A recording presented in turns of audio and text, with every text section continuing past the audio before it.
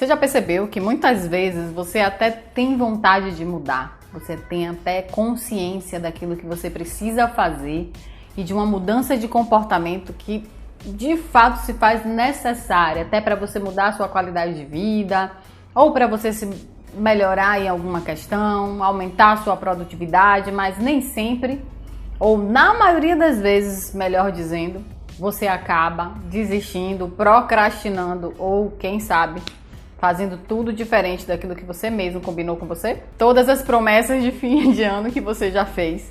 Por que será que você, de fato, se for rever ou refazer essa lista, você vai perceber que entrando e saindo as coisas continuam bem parecidas? Hoje eu quero conversar com você sobre o modelo da mente e o que a hipnose pode fazer para te ajudar a modificar definitivamente o seu comportamento. Eu me chamo Jus Cordeiro, sou doula, educadora perinatal, hipnoterapeuta e Theta Healer.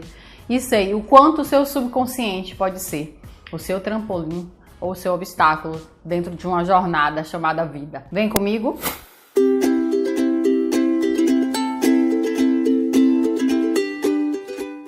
Vamos conversar um pouquinho sobre o modelo da mente. Eu quero que você entenda como a sua mente funciona. Quando a gente entende como a nossa mente funciona, fica muito mais fácil compreender porque muitas vezes a gente quer modificar um comportamento e não consegue.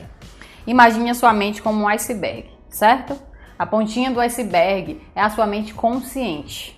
É tudo aquilo que você tem de racional, de memória curta, de coisas que você decide fazer, como por exemplo levantar, abrir a porta, lavar as mãos, coisas simples que na verdade a gente guarda nesse espaço que é um espaço menor da nossa mente e que está ali na verdade para guardar somente o que é útil naquele momento, ou seja, tudo conectado à memória curta está ali naquela mente consciente.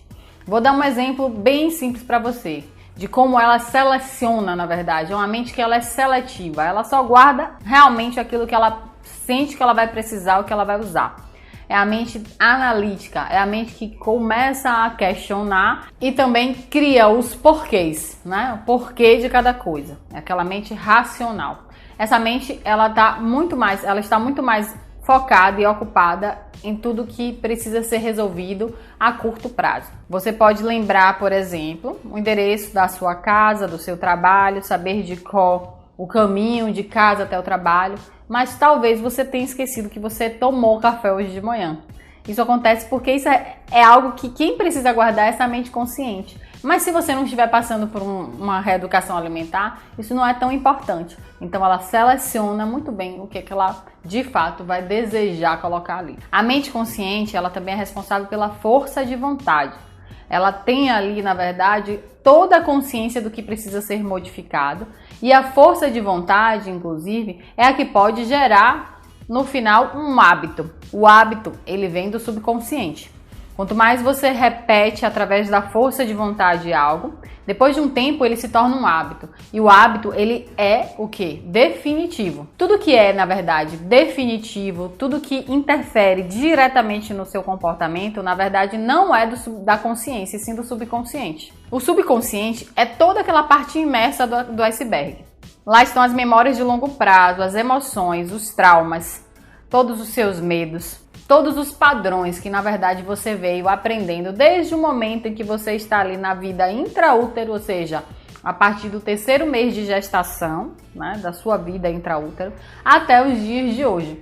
O subconsciente, ele é especialista em aprender e repetir padrões com foco na autopreservação da espécie.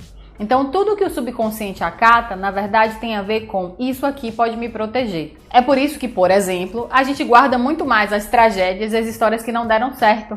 Porque para o subconsciente é como se fosse um modelo de algo que você não quer repetir. A questão é que muitas vezes esse modelo gera medo, ansiedade e estresse dentro da gente. A mente subconsciente, ela pensa muito diferente da mente consciente. Só que ela tem uma responsabilidade de 95% do seu comportamento.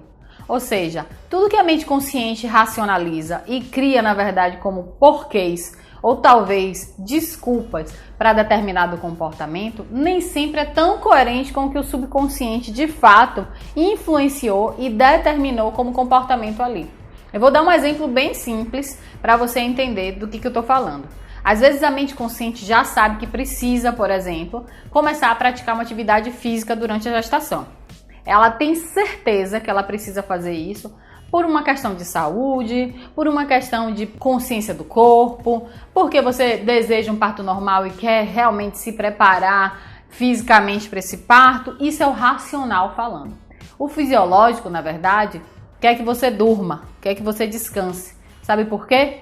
O subconsciente pode não estar alinhado a isso, então você não entende por quê. Toda segunda-feira você diz que vai começar a ir para aquela aula de pilates ou para aquela aula de yoga e na verdade você não faz. Pode ser que o seu subconsciente pense diferente em relação à atividade física. Pode ser que ele pense que vai ser mais uma atividade no seu dia a dia e que isso na verdade vai te cansar muito mais do que o que de fato te trazer um benefício. E aí o que ele faz? Não, ela não vai fazer atividade física, ela já tem uma vida muito intensa e ela precisa descansar o corpo dela.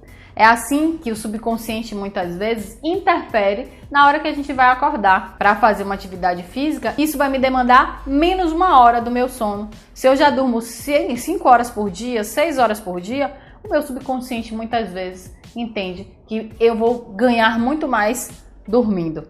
Só que nem sempre ele tem razão. Às vezes uma atividade física vai trazer mais qualidade de vida para você do que, de fato, um cansaço físico e mental. Trazer essa informação para o subconsciente nem sempre é muito fácil. É aí que entra uma outra parte da nossa mente que fica entre a mente consciente, que é aquela pontinha do iceberg, e a mente subconsciente, que é o fator crítico da mente. O fator crítico da mente faz parte da mente consciente, mas é como se fosse um soldado do subconsciente, um empregado do subconsciente. O fator crítico da mente ajuda, na verdade, o subconsciente a filtrar aquilo que de fato ele vai acatar e aquilo que ele vai rejeitar. E normalmente ele rejeita tudo que não é compatível com a programação dele. A hipnose entra aí nessa parte.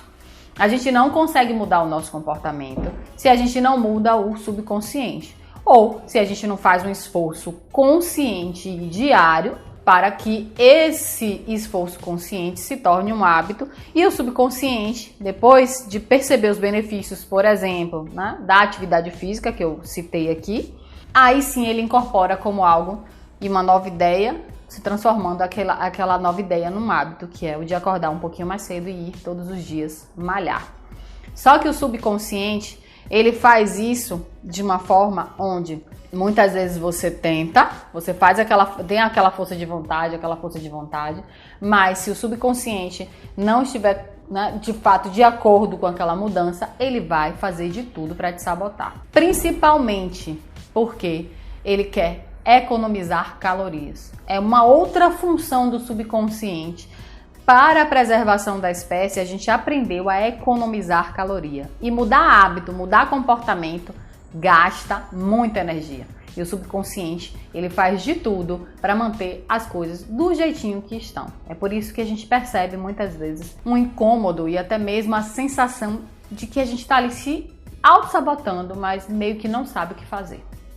Aí eu quero falar sobre a hipnose com você. O que a hipnose é? O que a hipnose faz? A hipnose, ela vai através de uma indução a um estado de relaxamento, um estado de transe. Vale dizer que o transe é um estado natural da nossa mente. Ele sempre, na verdade, a gente vivencia estados de transe diversas vezes no nosso dia, certo? Mas a hipnose, ela conduz a pessoa a um estado de transe, que é por isso que a gente chama de indução ao transe. E quando estamos num estado de relaxamento, o nosso subconsciente ele fica mais sugestionável, mais aberto a novas sugestões. A hipnose nada mais é do que uma técnica que atravessa o fator crítico da mente e leva ao subconsciente uma ideia exclusiva e aceitável. Para a gente mudar um comportamento, a gente precisa falar direto com o subconsciente. A gente até pode conseguir de outras maneiras, mas quando o subconsciente acata uma ideia, essa ideia ela só é substituída por outra mais intensa ou mais recente. E quando você faz uma mudança efetiva que traz benefícios para você, você sabe, o subconsciente é preguiçoso e ele não vai querer gastar calorias mudando novamente essa ideia. Por isso a hipnose ela é tão interessante e modifica tanto o comportamento e transforma tantas vidas das pessoas. Por conta de que ela vai direto na fonte. Conversa direto com quem comanda 95% das vezes o nosso comportamento. Era isso que eu queria conversar com vocês hoje, explicar como a hipnose funciona. Prometo fazer um vídeo depois falando sobre os mitos e verdades da hipnose. Mas nesse momento, entendendo o modelo da mente, entenda também uma parte bem importante. Toda hipnose é uma auto-hipnose. Nada acontece sem que a consciência e sem que você realmente acate ou deseje. Para que esse fator crítico da mente, ele de fato fique mais aberto e a gente consiga atravessar o fator crítico e levar para o subconsciente essa ideia exclusiva e aceitável, primeiro você precisa ter uma atitude mental correta, que é a atitude de entender esse processo e também acreditar que ele funciona para você. Se você gostou desse vídeo, se você achou ele interessante, se você percebeu o quanto a sua mente ela pode ser, na verdade, modificada através dessa mente subconsciente, se você acha que isso vai ajudar outras pessoas, curte, compartilha, se inscreve no canal, tá certo? E a gente se vê por aqui.